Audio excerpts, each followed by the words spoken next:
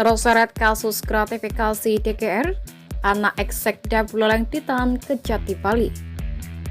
Pada hari Rabu 10 Agustus 2022, tersangka DGR hadir memenuhi panggilan penyidik Kejati Bali dengan didampingi 2 orang penasihat hukum. Tersangka yang dalam keadaan sehat diperiksa oleh penyidik Kejati Bali dari pukul 9 WITA sampai dengan 12 WITA, di mana penyidik mengajukan 16 pertanyaan yang telah dijawab dengan baik oleh tersangka.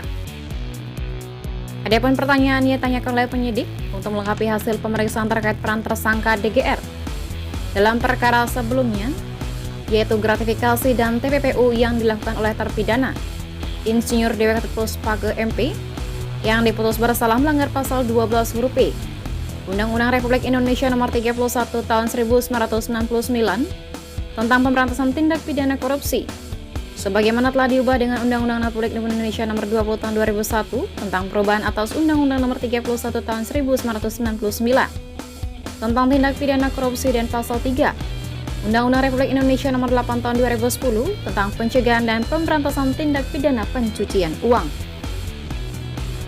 Selain didampingi penasihat hukumnya, tersangka DGR mendatangi Kejati Bali bersama istri dan ibu dari tersangka DGR. Setelah menandatangani berita acara pemeriksaan, dilakukan juga pemeriksaan kesehatan dan tes antigen terhadap tersangka DGR oleh dokter pada klinik Pratama Kejaksaan Tinggi Bali. Setelah diketahui tersangka DGR dalam keadaan sehat dan negatif COVID-19, penyidik melakukan penahanan terhadap tersangka DGR untuk waktu 20 hari ke depan di Lapas Gerobokan. Penahanan yang dilakukan kepada tersangka DGR dalam tahap penyidikan merupakan salah satu kewenangan yang dimiliki oleh penyidik dalam tahap penyidikan dan untuk menyelesaikan rangkaian penyidikan terhadap tersangka DGR.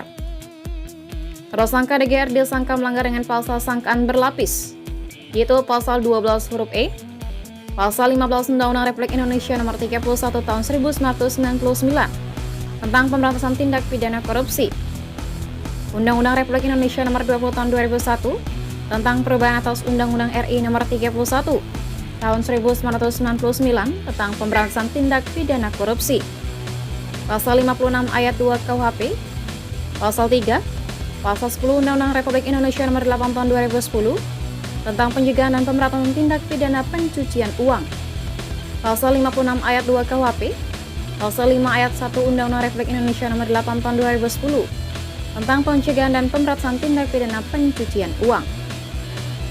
Setelah penahanan ini, penyidik akan melimpahkan kembali berkas pada penuntut umum untuk segera dilimpahkan ke pengadilan dan dilakukan penuntutan. Dari Denpasar, Bali, Tim Liputan Beljani melaporkan.